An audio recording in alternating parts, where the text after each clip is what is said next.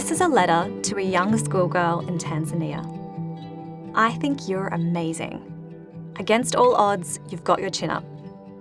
We still live in a society that takes a certain view of the role girls should play, but you're doing your best to make sure that your place in history will not be defined by your circumstances, but by your resilience and your ambition.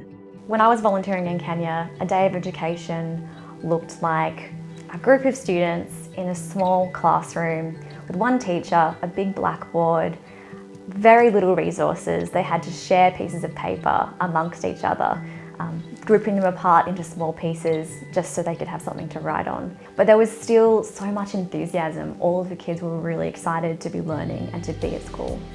So you're at school and you're excited. You know that education is more than chalk and blackboards. It's power, it's possibility, it's freedom. One of the girls in my class, her name was Esther, and she was incredibly smart, super bright, and she had dreams of becoming a doctor one day. But sadly, near the time where I had to finish up my volunteer job, one of the teachers pulled me aside and explained that Esther was going to have to drop out of school because she couldn't afford to pay school fees anymore. And that was the moment where I really realized, this is a massive issue.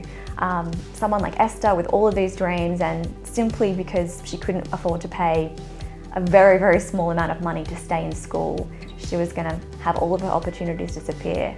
And I came back to Australia thinking, I've got to do something about this. You inspire me. You endure, you seek, and you very much deserve the educational freedom that is clearly a fundamental global human right.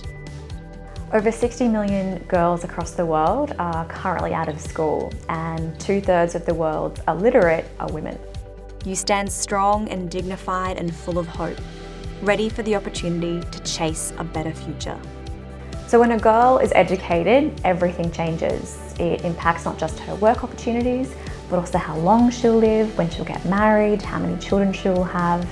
And it changes not just her life, but also the life of her community and her nation. Like you, I've decided that I can change things. I've started something that is helping you and girls like you get to school. So Words with Heart is an eco-friendly print and stationery social enterprise that funds education projects for women and girls in the developing world. By 2020, we're aiming to fund 1 million days of education. So we create all of our products sustainably using 100% recycled paper, eco inks and green electricity. And then we build in the cost of education days into our products.